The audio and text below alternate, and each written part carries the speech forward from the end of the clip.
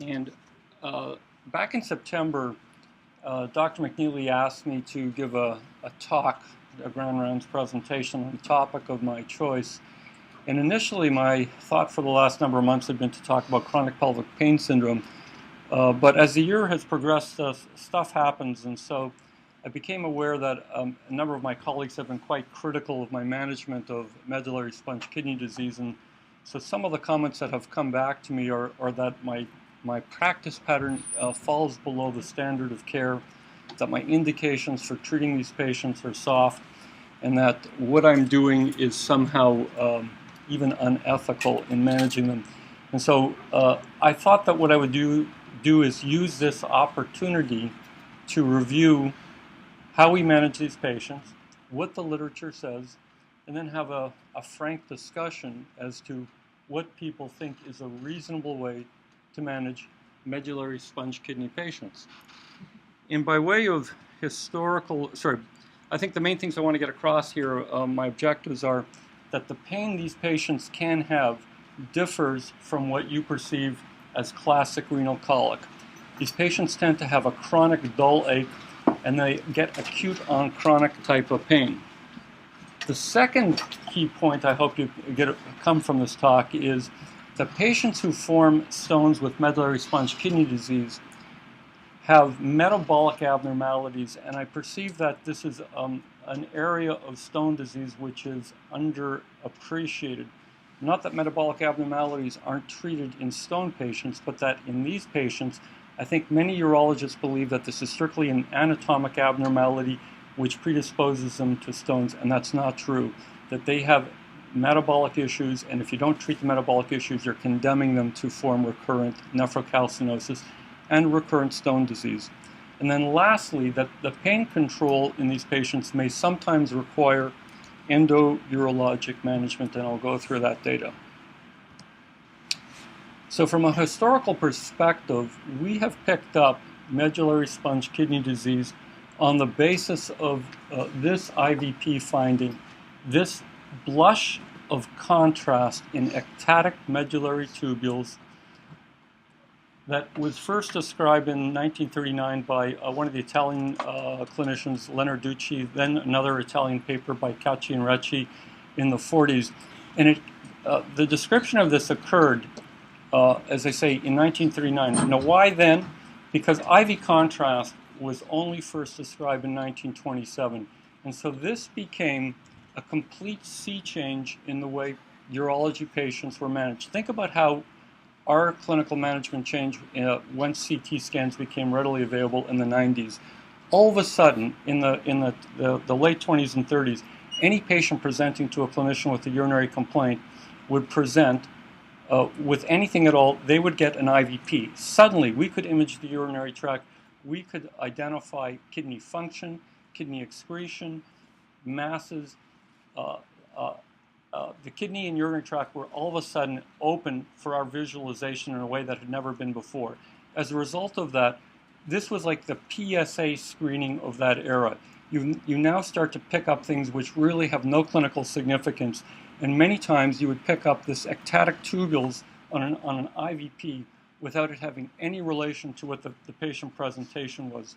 With this understanding, there were then many papers which have been published in the last 50 years in the IVP era showing that the clinical manifestations of medullary sponge kidney disease only occur in 30 to 50% of patients.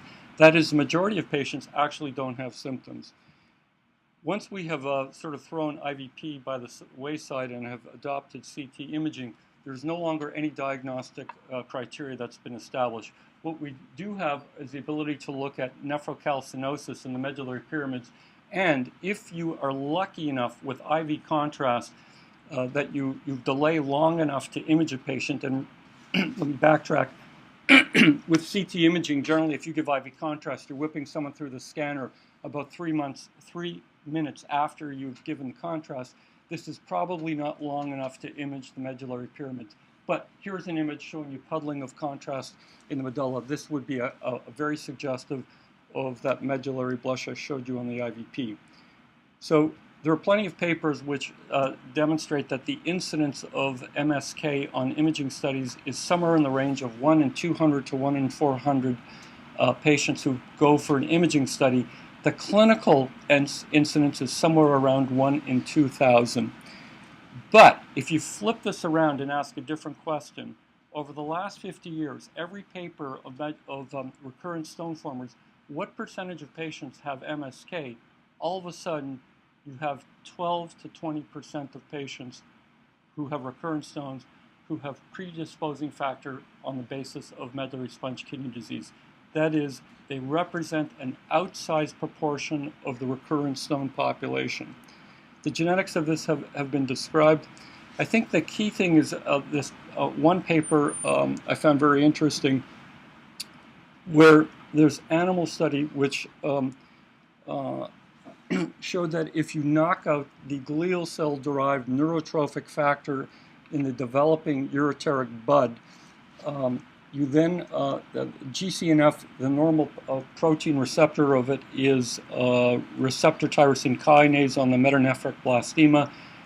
If you knock out that axis, animals then develop medullary cysts as well as metabolic abnormalities of tubular function. In other words, this is a global defect of medullary function. It's not an anatomic problem strictly. It affects the entire kidney function. And the main things which have been described in patients is defective urinary concentration, altered transport of glucose and hippurine, high rate of distal renal tubular acidosis, and correspondingly hypocitraturia. Several studies on stone patients with MSK show that hypocitraturia occurs in over 50%, hypercalciuria in about a quarter. In most metabolic stone studies, the rank order is flipped. So hypercalciuria represents about 40 to 50% of stone formers, hypocitraturia around 25 to 30%. So the RTA causes this profound hypocitraturia, and this is another predisposing factor to stone formation. As a result of that, MSK patients have a multifactorial predisposition to stone formation. As I indicated, the majority of patients are asymptomatic. Of those that are symptomatic, however, about half of them will eventually go on to some sort of clinical stone episode. About 25% will have hematuria, and somewhere around 5 to 10% of patients will have a kidney infection, and the pyelonephritis is generally associated with biofilm formation. And I'm going to go through cases to illustrate each of these points. So here's my index patient number 1. This is a frequent flyer patient of mine. She first presented to me about 8-9 years ago. She was in her mid-50s at the time. She's in her, actually I think she's a little bit older. She was in her early 60s at the time. She's now, I think, 72. And this is typical of her presentations. You can see she has a stone in the distal left ureter with periureteric stranding. She's got proximal hydronephrosis. I'm not sure how well this projects, but you can see there's some medullary calcifications in the right kidney and the left kidney. If I were to whip through the entire scan and show you all the images, you would see that there are plenty of medullary calcifications. She presents generally to an emergency room when she has an episode about every 2 days. So she will generally go to Lionsgate ER close to where she lives. They'll just give her some sort of pain control. Unsatisfied, she'll then go to MSJ, St. Paul's, back to Lionsgate. So she keeps going back and forth to ERs time and time again every time she has acute and chronic pain. And this was the first time she was sent to me with this distal left ureteral stone. So let me throw this to the audience. How would people manage this? You got 3 choices here: medical expulsion therapy, shockwave lithotripsy, ureteroscopy. How many people vote for medical expulsion therapy? Show of hands. How many people vote for shockwave? Show of hands. How many people vote for ureteroscopy? Show of hands. A bunch of people vote for nothing. Okay. All right. So most people vote for medical expulsion therapy. This looks like a 6mm stone. This seems perfectly appropriate for expulsion therapy. Of course, any of these 3 choices are perfectly reasonable as long as you have a discussion with her and ask her what she wants. Now, I've followed her for, I guess, almost 10 years, and almost every episode, she just wants that stone out. She wants ureteroscopy. That's the highest success rate. There's no other treatment we can offer her which will have as high a success as that. But if she were to say, give me medical expulsion therapy, that would be perfectly reasonable as well. Shockwave lithotripsy would be reasonable, even though it has a lower success rate. But this is a sort of a classic stone. There's not much which is controversial here. And this follows a pattern, too, of what you perceive to be the classic textbook teaching of renal colic. That is, the stone causes obstruction. That causes an acute increase in renal pelvic pressure, hydronephrosis, capsular distension, increased firing of the capsular mechanoreceptors, increased firing of splanchnic innervation. So the classic triad of acute colic, nausea, and vomiting. This is how she presents, and this is very straightforward of what you pick up in the emergency room. Let's go to index patient number 2. This is a late 50-ish-year-old gentleman, another patient who was referred to me about 10 years ago. And he presents most frequently, as he did on this first episode, with urosepsis. He occasionally has flank pain, left greater than right, sometimes right greater than left, but he's diabetic, hypertensive, sleep apnea. The full CT scan would show you that the entire lower pole and interpolar calyces on the left side are completely filled with stone. He's got plenty of medullary calcifications in the right kidney. His urine consistently has some sort of low-grade infection, always a urease organism. How would people like to manage this gentleman? Your choices are medical expulsion therapy, ureteroscopy, percutaneous nephrolithotomy. How many people go for medical expulsion therapy? I didn't give you shockwave, I'll give you shockwave. How many people want shockwave? Ureteroscopy. Perc. This episode, he has a little bit of left flank pain. He is having febrile UTIs and has frequent ICU stays with urosepsis. That's right. So this is the 5% of patients who have a kidney infection associated with their stone disease. Which side do you think is causing the infection? So you would think. So what I have encountered with him over the years is this is one of his more recent presentations. Let me just focus you on your right here. If you look very carefully at the larger stone in the right lower pole, surrounding it in the collecting system, the attenuation is higher than you have in the calyx below. This is typical of all his presentations. Every time I look in his urinary tract, whether it's with a ureteroscope or if I do a perc, his calyces are filled with this junk, matrix, biofilm, what I call kidney snot. It's just this thick, goopy, purulent crap. It looks like matrix. Taking care of the stone is part of the problem. Taking care of the infection is the real issue. So every time I go in and perk him for whatever I think is the mother lode of stone, I then am faced with all the other calyces are filled with matrix. How are you going to manage that? What are your choices? Going to just give him antibiotics? Ureteroscopy? Going to perk him. So how many people want to just give him antibiotics and follow him? How many people want to do ureteroscopy and try and extract matrix? How many people want to perk them? Okay, so what's the technical problem of every calyx being involved with matrix, Ben?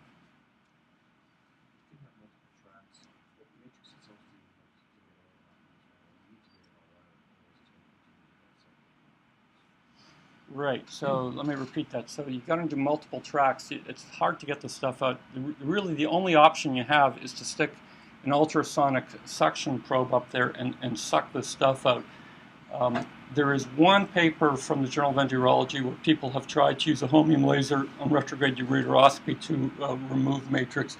This is an impossible challenge. I've been there many times with the ureteroscope. Occasionally, with sort of what I call low volume matrix, I am able to go up there and spend 2.5 hours in his kidney and just slowly basket out little shreds of matrix. This is really a very unpleasant task.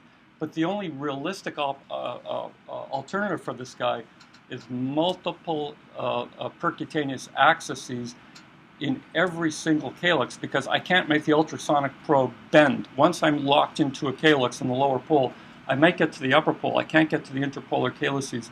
So unfortunately for this guy, who comes in about every 3 to 6 months with a urosepsis episode and he's reformed more matrix, he's buying perk after perk after perk. And so I've tried telling him, would you like me to do this all at once, make 3 sticks on you in one shot, or you want to do this one at a time? And so oftentimes we're stuck doing repetitive perks. But this is basically the problem with matrix, is that you have to get rid of the matrix, you have to get rid of the stone, you have to get rid of the infection. Otherwise, he's condemned to more stones and more infection. And then the last thing is he still has metabolic abnormalities, so you have to work on correcting his hypocitraturia and hypercalciuria. Yes? To stop the matrix from just reforming. I mean, it's formed in the first place, you're going to go in and scoop it out a lot. Aside from your prevention strategies, right? Is he just condemned to having it reform again? He probably is. It's a question of how often do I want him to go back to the ICU. I mean, for him, he has family in Oklahoma. His grandchildren are sick, so he wants to be able to go south quite frequently. I can buy him 6 to 9 months of relief by cleaning him out. So it means going up, taking care of both kidneys, cleaning them out, and then he's good for a period of time. And usually he feels so good that he fails follow-up. And, you know, I try to read him the riot act that, you know, I want you to come back on a 3-month basis so we can image your kidneys with an ultrasound. We do monthly urine cultures to be a first detection that if he has a positive culture, then we have to be more aggressive about going back up and doing something. And I feel that I can do this with ureteroscopy with low volume matrix, but when he goes 9, 12 months and forms another stone, then he's getting multiple tracks. John, you had a question? Assuming you can control his urosepsis, he has no destructive neuropathy, you consider the option of irrigating him with solution G or one of those things to try and dissolve the matrix? Yeah, solution G works well, I think, for struvite. I'm not sure that there's any data that it works for matrix. And what's the stone composition in this case? Yeah, the stone composition varies between calcium phosphate, which is what most MSK patients form, and struvite. He occasionally has struvite. This guy's a frequent flyer, unfortunately. Here is the most common presentation. This is index patient number 3.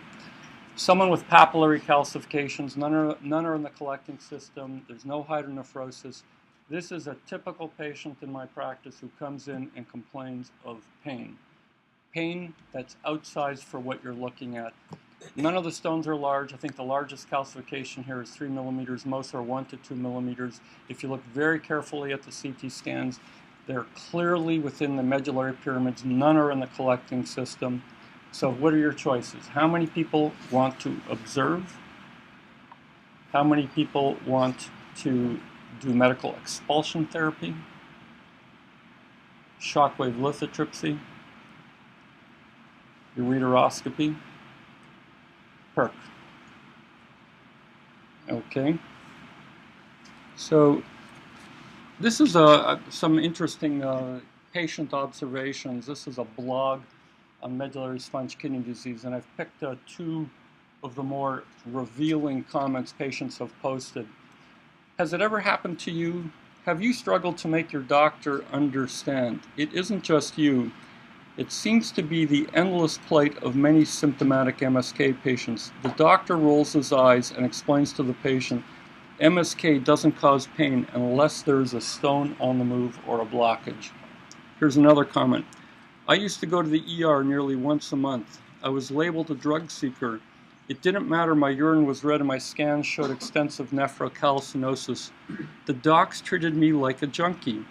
I was sent home to deal with the pain on my own and told stones inside the kidney don't cause pain. And I think this is the problem. These patients do not have any evidence of obstruction. There's complete absence of hydro on scan after scan. So therefore, you're not going to take their pain seriously because there's no obstruction. Yet they have hundreds of stones. Which one of the hundreds of stones is causing their pain? If you were to try and do something, which one are you going to go after? The stones are all in the medullary pyramids. That makes them inaccessible. Their pain is different. All of the studies, everyone makes a comment, they have more of a dull chronic ache than they have colic. My own observation and those of some of my colleagues is that the pain seems outsized for the problem. And so you begin to think, oh, this must be in your head. I don't really perceive you could have this much pain from nephrocalcinosis. So some wiser people have tried to weigh in on this using shockwave lithotripsy. So here's a paper from Steve Nakata and Ertal Ertak. They looked at 17 patients with MSK who had shockwave lithotripsy. This was a total of 31 treatments on 24 kidneys. The numbers don't quite add up. I'm just giving you the numbers in the paper. 15 patients had kidney stones that were targeted.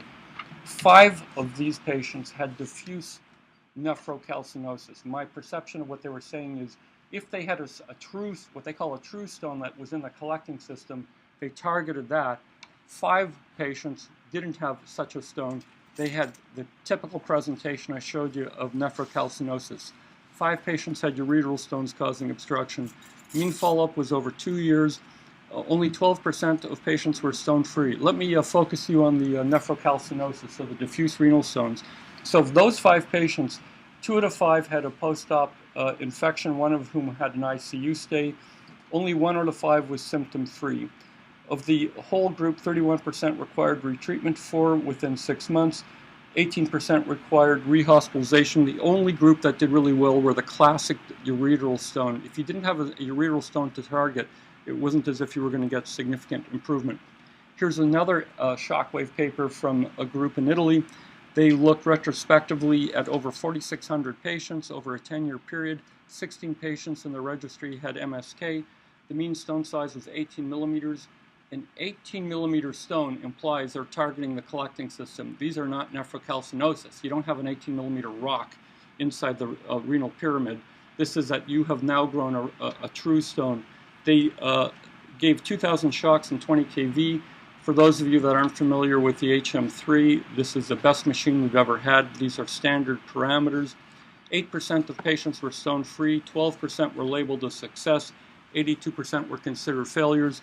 50% required retreatment. They called this a failure. They do not recommend it. Here's another paper that I thought was really revealing from Luc Bayert in Belgium. They used prophylactic shockwave lithotripsy for nephrocalcinosis. 11 kidneys in 9 patients. The tomograms, this is pre-CT, tomograms showed greater than 10 calcifications per kidney that they targeted. They used a Lithostar, which was another good machine no longer in use, and they gave multiple treatments. So they treated kidney stones every 2 weeks, an average of 5 treatment sessions per patient, total of 16,000 shocks. So the average shock count with the Lithostar was 3,000 to 3,500, and they use 18 kV, which is standard power.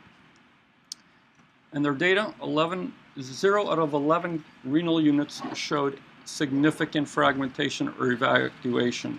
That is a 0% success rate. So shockwave lithotripsy does not really seem to have a significant impact on medullary calcifications. So I come back to this problem index patient. Most of you want to observe her. So again, how many of you want to do observation? Show of hands again. How many of you want to try and give medical expulsion therapy? Shockwave? No hands now. Ureteroscopy? Couple? So here's this index patient. She's 43 years old. She's had left flank pain for 6 months. She's previously had a small bowel resection and she passed a ureteral stone. She keeps coming back to the ER, coming to urologist, complaining of left flank pain, nothing on the right. Urinalysis culture are both negative, lights and PTH are normal. She's had a CT scan and an IVP. It demonstrates 4 small stones in the left renal pyramids, 6 on the right. More on the right than on the left, and she's symptomatic on the left. Her 24-hour urine shows hypocitraturia and hyperoxaluria. She's had a Lasix renal scan and VCUG, which are normal. So again, more stones on the right than on the left, but she's symptomatic on the left. Everything else is negative. No hydro. Everything is negative. How many people want to do ureteroscopy? So this was actually a case report. The authors put up a flexible ureteroscope. They visualized 6 stones attached to the papilla. Some had overlying intact urothelium. They targeted the stones or the urothelium and unroofed the stones. They described that once they unroofed the stone, they could see dilated medullary tubules, and then birdseed came flying out of the medullary pyramids. So they released all of this stone debris, the nephrocalcinosis in the medullary pyramids. All of the papilla were stone-free. 16 months later, the patient, multiple follow-ups and imaging studies, was pain-free and stone-free. No more ER visits. They wrote, "Our case is unique in published reports that flexible ureteroscopy combined with laser and electrohydraulic lithotripsy was successfully used to render a patient with early nephrocalcinosis stone-free with resultant resolution of her flank pain. Further experience is needed to determine whether this approach to symptomatic nephrocalcinosis should become more widespread." So it's just a case report. It's just one patient. It's only an anecdote, except that this is Ralph Klayman's case report. And so when he published this in 2000, Stuart Wolf became the next person who then started to give further experience. And I think the initial times I heard Stuart present his data at meeting after meeting, I remember thinking, this is like throwing the baby out with the bathwater. You are deliberately targeting kidney to go after stones, most of which are probably never going to become a problem. You got balls, I think is kind of what I thought. Like, I'm just going to watch this data play out and see what happens. And I think, Ryan, I remember you telling me a funny anecdote that what Fred Coe said, if you want to share that. If I thought you were serious, I would have called the police. Yeah. I mean, it just seemed like a very strange thing for Stuart to do, and I think a lot of people were looking at this skeptically. So this is my most frequent flyer patient. This is someone I've done upper tract ureteroscopy on her at least 50 times. Her presentations are always the same.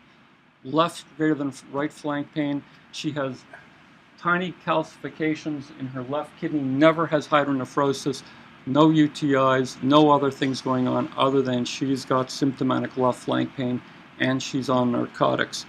So this was the first patient that was sent to me sometime around 2000 after I'd heard Stuart's data. I then had a patient a month later with identical presentation sent to me, and what was remarkable is both patients were referred to me by Mike Conlon.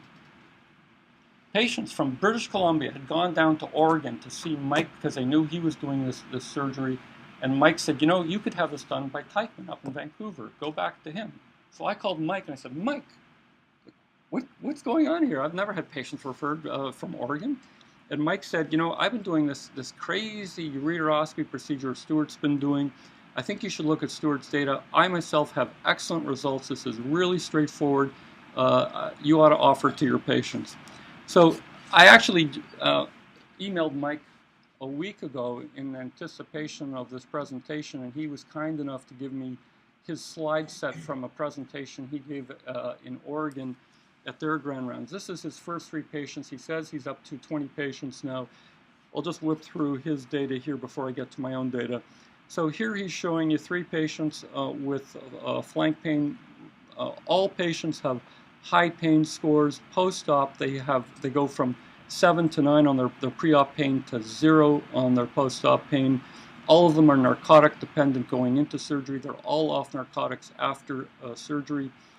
Here is a picture pre and post on CT showing a reduction in the medullary calcifications.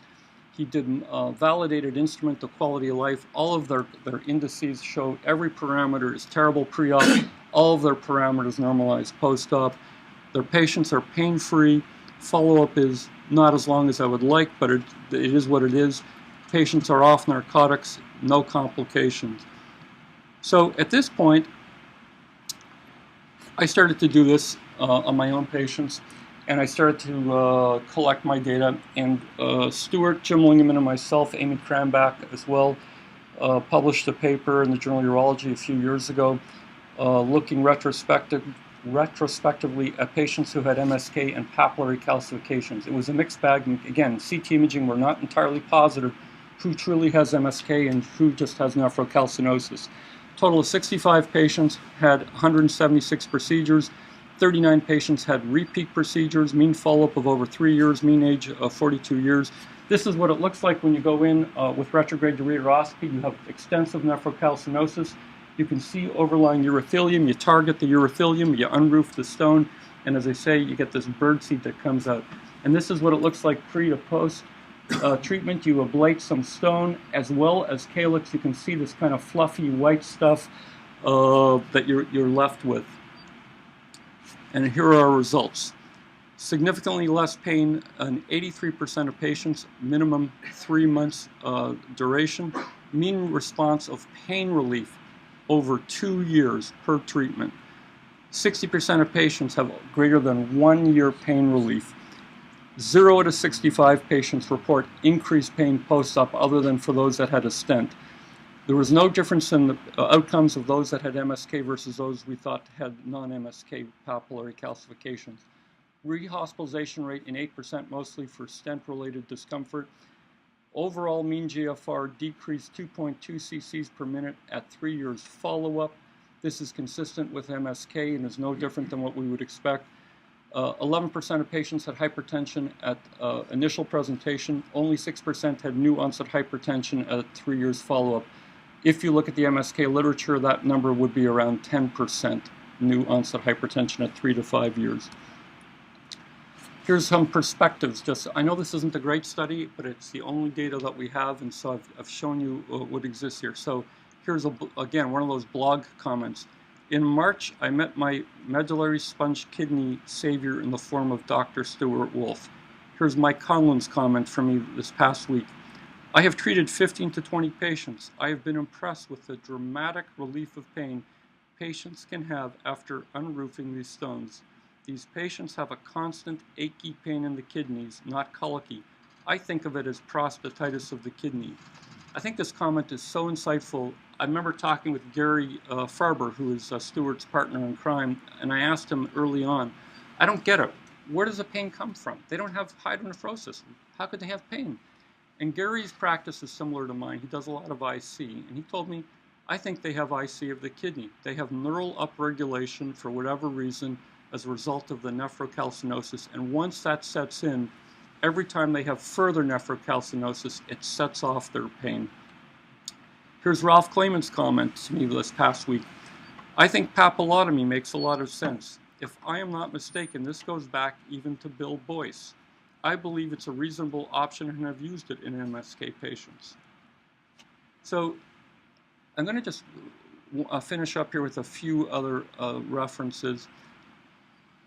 The key with this is I find that patients have tremendous relief, and the average duration of relief off narcotics is around 9 months.